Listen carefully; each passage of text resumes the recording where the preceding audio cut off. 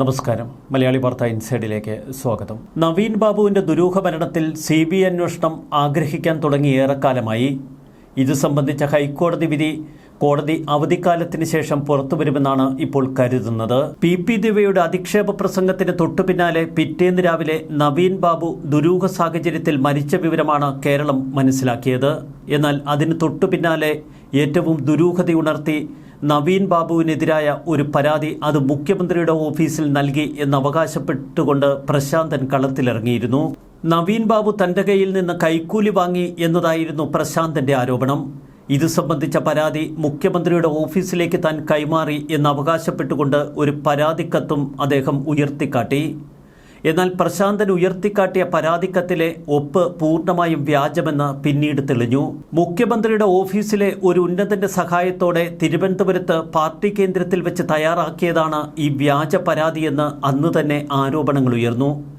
എന്നാൽ മുഖ്യമന്ത്രിയുടെ ഓഫീസ് ഇത് സംബന്ധിച്ച് ഒരു പ്രതികരണവും നടത്തിയില്ല. ഇത്തരമൊരു പരാതി വ്യാജമാണ് എങ്കിൽ കൃത്യമായി അന്വേഷിക്കപ്പെടേണ്ടതുണ്ട്. അന്വേഷിക്കാനുള്ള ഉത്തരവും മുഖ്യമന്ത്രിയോ മുഖ്യമന്ത്രിയുടെ ഓഫീസോ നൽകിയില്ല. തികഞ്ഞ മൗനമായിരുന്നു മുഖ്യമന്ത്രിയുടെ ഓഫീസ് ഇതുവരെ പുലർത്തിയത്. ഒടുവിൽ വിവരാവകാശ പ്രകാരം ഇത്തരമൊരു പരാതിയെക്കുറിച്ച് ഒരു അന്വേഷണം മുഖ്യമന്ത്രിയുടെ ഓഫീസിലെത്തുന്നു. നവീൻ ബാബുവിനെതിരായ പെട്രോൾ പമ്പ് ഉടമ TV പ്രശാന്തന്റെ പരാതി ലഭിച്ചിട്ടില്ല എന്നതാണ് മുഖ്യമന്ത്രിയുടെ ഓഫീസിന്റെ മറുപടി. നവീൻ ബാബുവിന്റെ ദുരൂഹ മരണത്തിന് ശേഷം പുറത്തുവന്ന ഏറ്റവും നിർണായക തെളിവായി ഇത് മാറുന്നു. ഒക്ടോബർ 10 അതിനടുത്ത ദിവസങ്ങളിലോ TV പ്രശാന്തൻ എന്ന പേരിൽ പരാതി ലഭിച്ചിട്ടില്ല എന്ന് വിവരാവകാശ രേഖയിൽ മുഖ്യമന്ത്രിയുടെ ഓഫീസ് വ്യക്തമാക്കി. വിവരാവകാശ നിയമപ്രകാരം മുഖ്യമന്ത്രിയുടെ ഓഫീസിൽ ലഭിച്ച ഒരു അപേക്ഷയുടെ അടിസ്ഥാനത്തിലാണ് ഈ വിവരം. പെട്രോൾ പമ്പിന് അനുമതി നൽകിയതുമായി ബന്ധപ്പെട്ട് നവീൻ ബാബു തന്റെ പക്കൽ നിന്ന് കൈക്കൂലി വാങ്ങിയെന്നായിരുന്നു പ്രശാന്തന്റെ ആരോപണം.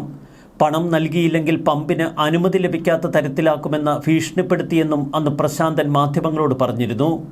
1 ലക്ഷം രൂപ നവീൻ ബാബു ആവശ്യപ്പെട്ടെങ്കിലും പല സ്ഥലങ്ങളിൽ നിന്ന് സംഘടിപ്പിച്ച 98,500 രൂപയാണ് താൻ നൽകിയതെന്നാണ് അന്ന് പ്രശാന്തന്റെ വാദം. ഇക്കാര്യം കണ്ണൂർ ജില്ലാ പഞ്ചായത്ത് പ്രസിഡന്റായിരുന്ന PP ദിവ്യയോട് പറഞ്ഞപ്പോൾ മുഖ്യമന്ത്രിക്ക് പരാതി നൽകാൻ അവരാണ് തന്നോട് നിർദ്ദേശിച്ചത്. മുഖ്യമന്ത്രിക്ക് പരാതി നൽകിയെന്നാണ് അന്ന് പ്രശാന്തൻ മാധ്യമങ്ങളോട് പറഞ്ഞത്. ഇതിനു പിന്നാലെ പ്രശാന്തൻ പരാതി നൽകിയെന്നും ഇല്ലെന്നും തരത്തിലുള്ള 2 തരം വാദങ്ങൾ കേരളത്തിൽ ശക്തമായി. പ്രശാന്തിന്റെ പരാതിയിലെ ഒപ്പ് വ്യാജമാണ് എന്ന വിവരവും പുറത്തുവന്നു.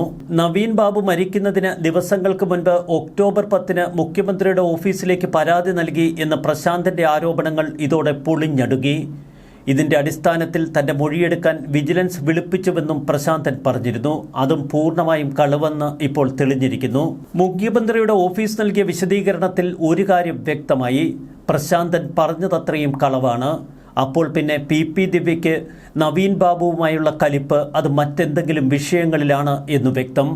അതുകൊണ്ട് തന്നെ പാർട്ടിയുടെ കൂടുതൽ നേതാക്കൾ ഈ ദുരൂഹ മരണത്തിന് പിന്നിൽ ഇടപെട്ടിട്ടുണ്ട് എന്ന് ശക്തമായി കേരളം വിശ്വസിക്കാനുള്ള ഘടകങ്ങളാണ് ഇപ്പോൾ തെളിയുന്നത്. നവീൻ ബാബുവിന്റെ മരണത്തെ ചൊല്ലി ഇപ്പോൾ CPM പാർട്ടിയിലും വലിയ പൊട്ടിത്തെറികൾ. പത്തനംതിട്ട CPM ജില്ലാ സമ്മേളനത്തിലെ പ്രതിനിധി ചർച്ചയിലാണ് ശക്തമായ വിമർശനങ്ങൾ ഉയർന്നത്.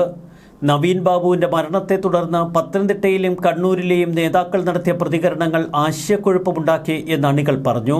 പത്തനംതിട്ടയിലെ നേതാക്കൾ നവീൻ ബാബുവിന്റെ കുടുംബത്തിനൊപ്പമാണ് പാർട്ടി എന്ന് ആവർത്തിച്ച് പറഞ്ഞുകൊണ്ടിരുന്നു. ഇത് പാർട്ടി അണികളിലും ജനങ്ങളിലുമൊക്കെ ആശയക്കുഴപ്പമുണ്ടാക്കി. ചില നേതാക്കൾ വിവാദ പ്രസ്താവനകളുമായി രംഗത്ത് വന്നു. എരുതിയിൽ എണ്ണയൊഴിക്കുന്നതായി പലരുടെയും പ്രതികരണങ്ങളെന്ന് പത്തനംതിട്ട ജില്ലാ സമ്മേളനത്തിലെ ചില പ്രതിനിധികൾ വെട്ടിത്തുറന്നു പറഞ്ഞു. നവീൻ ബാബു വിഷയത്തിൽ പത്തനംതിട്ട കണ്ണൂർ നേതൃത്വങ്ങളെ ഒരുമിച്ച് കൊണ്ടുപോകാൻ സംസ്ഥാന നേതൃത്വത്തിന് കഴിഞ്ഞില്ല. സംസ്ഥാന നേതൃത്വത്തിന് എന്തൊക്കെയോ ഒളിക്കാനുണ്ടായിരുന്നു എന്ന് സമ്മേളനത്തിനെത്തിയ ചില പ്രതിനിധികൾ വെട്ടിത്തുറന്നു പറഞ്ഞു. എല്ലാ സംശയങ്ങളും ചെന്നുചേരുന്നത് CPMലേക്ക് തന്നെ.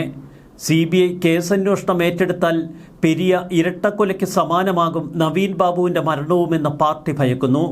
ഇപ്പോൾ പാർട്ടിയുടെ ഉന്നത നേതാക്കൾ അടക്കമാണ് കുറ്റപത്രത്തിൽ നിന്ന് പ്രതിപ്പട്ടികയിലേക്കും തുടർന്ന് കുറ്റവാളികളാക്കപ്പെടുകയും ചെയ്തിരിക്കുന്നത്. അവർക്കുള്ള ശിക്ഷ ദിവസങ്ങൾക്കുള്ളിൽ CBI കോടതി വിധിക്കും. CBI അന്വേഷണത്തിന് തടയിടാനായി സർക്കാർ ഖജനാവിൽ നിന്ന് മുടക്കിയ കോടികളെ ചൊല്ലി ഇപ്പോൾ ശക്തമായ വിമർശനങ്ങൾ സമൂഹമാധ്യമങ്ങളിൽ ഉയർന്നു വരുന്നു. ആ പണം CPM തങ്ങളുടെ ഖജനാവിൽ നിന്ന് സംസ്ഥാന ഖജനാവിലേക്ക് അടയ്ക്കാനാണ് സമൂഹമാധ്യമങ്ങളുടെ ശക്തമായ ആവശ്യം. ആകെ പെരിയ ഇരട്ടക്കൊലക്കേസിൽ ഉൾപ്പെടെ വെട്ടിലായി നിൽക്കുന്ന പാർട്ടിയെ സംബന്ധിച്ച് ഒരു CBI അന്വേഷണം ഹൈക്കോടതി ഉത്തരവിലൂടെ നിലവിൽ വന്നാൽ അക്ഷരാർത്ഥത്തിൽ പാർട്ടി വെട്ടിലാകും എന്ന് മാത്രമല്ല, PP ദിവ്യയെ പോലെ നിരവധി നേതാക്കൾ കണ്ണൂരിൽ തലകുത്തനെ വീഴും. നവീൻ ബാബുവിന്റെ മരണം CBI അന്വേഷിക്കാതിരിക്കാൻ ശക്തമായ ചരടുവലികളാണ് മറുവശത്ത് നടക്കുന്നത്. മുൻപ് MV ഗോവിന്ദൻ പരസ്യമായി പറഞ്ഞിരുന്നു CBI അന്വേഷണം വേണ്ട എന്ന്. അതേ നിലപാട് തന്നെ സംസ്ഥാന സർക്കാർ ഹൈക്കോടതിയിൽ ആവർത്തിച്ചു. ഹൈക്കോടതിയിൽ ഈ കേസിൽ വാദം ഉയർന്നതിനെ തുടർന്ന് നിരവധി നടുക്കുന്ന വസ്തുതകളും തെളിവുകളുമൊക്കെ പുറത്തേക്ക് വന്നു.